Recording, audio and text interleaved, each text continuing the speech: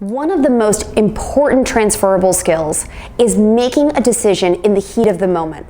There is nothing more important than how you handle yourself when everything is going wrong.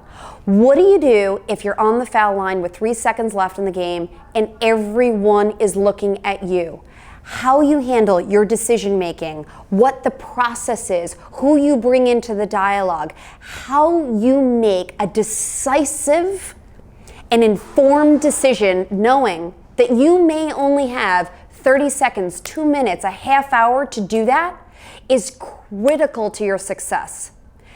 It not only is critical to the decision you make at that moment, but it could be the thing that defines your career as you go forward. If you make the right decisions in the heat of the moment, everybody will see how you perform under the toughest of conditions, and they will never forget it.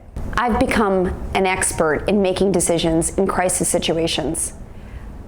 I remember those days on Wall Street like yesterday, when I had an enormous position, stocks going against me, news is out, I've got $10 million of the firm's money on the line, and I got to go home that night not knowing if the rumors are true.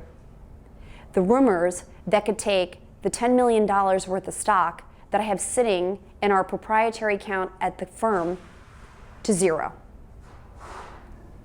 Those nights are sleepless, horrible, horrible nights.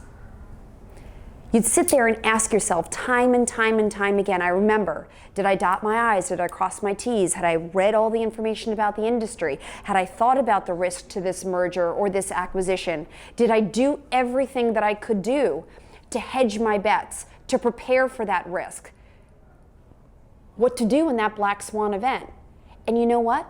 If I dotted my I's, if I crossed my T's, and if I did my homework, I could stand right there in front of my managing director and say, I'm going to hold the position. And this is why I'm going to hold the position. And this is why I don't believe the rumor mill. And I did that. Sometimes it worked. Sometimes it worked enormously in my favor because I'd wake up the next morning and all the rumor mill, it was BS. It wasn't the truth. And the stock popped and we made tens of millions of dollars.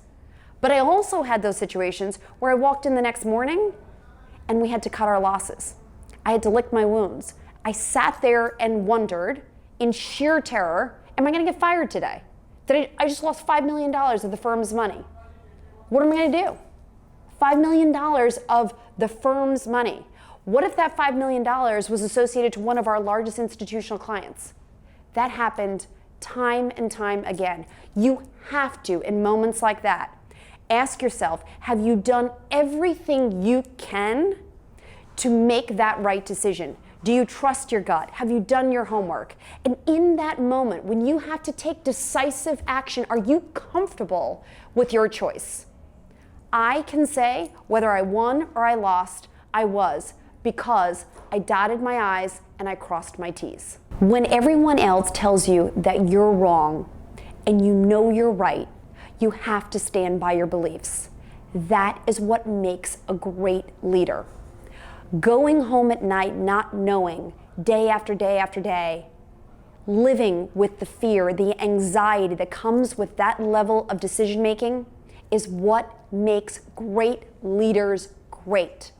They know when to stand by their convictions even when the tide is moving against them, even when the tape is moving against them, when the stock price performance is not reacting the way it should.